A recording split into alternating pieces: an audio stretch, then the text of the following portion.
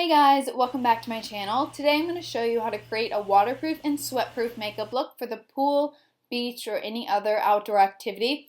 So to start off with, I'm going to use a SPF all over my face. This is an SPF 50 because I think it's really important to protect your skin when you're out in the sun. Also, this sunscreen has a matte finish, which is really great. But if you have just a regular sunscreen, you can top that off with a mattifying primer and then that will do the trick. Now I'm coming in with my waterproof concealer.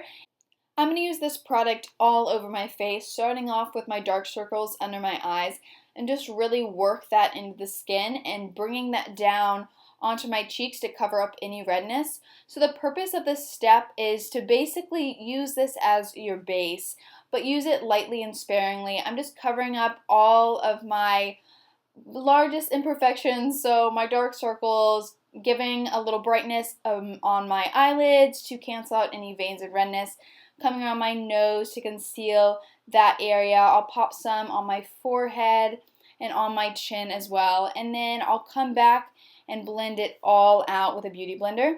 So now I'm going to use my NYX illuminator. I'm using a liquid illuminator to just brighten up my cheekbones in a very subtle way, and I'm going to blend that out with my beauty blender again. I'm just tapping this in a C shape up on my cheekbones onto my brow bones just to add a little bit of brightness and illumination. I'm going to be kind of using this product similarly to a cream eyeshadow as well, by applying this in my inner corner and all over my eyelids, again blending it out with a beauty blender. This is just to help bring some illumination to my face as a whole so it doesn't look so flat. I'm going to set my entire makeup look with MAC Mineralized Skin Finish, and I'm picking a denser makeup brush so that I can get a little bit of coverage out of this powder, but you really do have to set this matte concealer, and also the extra coverage is going to help. And what's good about a powder foundation is it's not going to run or smudge weird once it gets wet. Then I'm going to set my brows with clear brow gel. I'm just using this from Soap and Glory. So I'm going to brush my brows into place, and then I'm just going to use this clear brow gel product to just set them exactly where they are. I'm not going to fill mine in today because I think that's just too many things that can go wrong and run down your face when you get wet. But the next thing I'm going to do is I'm going to grab a waterproof mascara, and I'm just going to work this through my lashes, but I'm only going to coat my upper lashes, not my lower lashes, because those tend to run more easily when wet. So the next thing I'm going to do is I'm going to take a lip balm with SPF in it, and I'm going to run that over my lips, and then I'm going to use my finger to really press in the product to my lips. This is just a temporary product. It's not going to look weird as it fades because it's a lip balm, but it should add a little bit of color to this overall pretty neutral makeup look. So onto the hair. So my best tips for hair, if you're going to be doing something outdoorsy and athletic, especially if you're going to be on the boat and your hair is going to be flying everywhere, or anything where you just don't want your hair in your face and you want it out of the way, I go for braids. So what I'm going to do is I parted my hair down the middle, and I'm French Dutch braiding it all the way down my head into two long pigtails.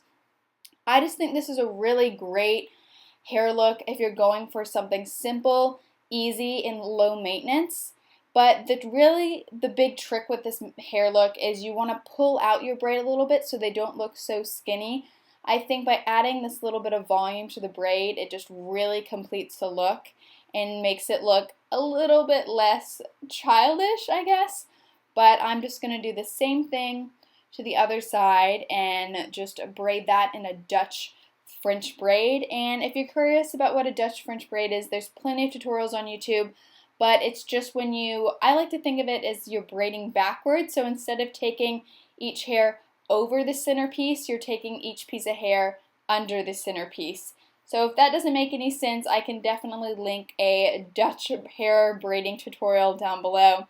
But it's just a really pretty simple way to style your hair, and it doesn't take long to catch on to either. So that's my hair look today. I'm just going for these two simple pigtails, and I'm going to pull out the braid again on this side, and I'm going to secure my braids with two clear pieces of elastic, little elastic baubles, because I just think that looks more sleek, and they also don't slip and budge throughout the day. So I like to bring some powder sunscreens to touch up my face SPF throughout the day. So there's this one from Brush on Block that has a brush, and then Lush also does a powdered sunscreen, but you can't pick this one up in the United States, only if you're out of the country. So that's the finished hair and makeup look. I really hope you enjoyed it, and I'll see you next time. Bye!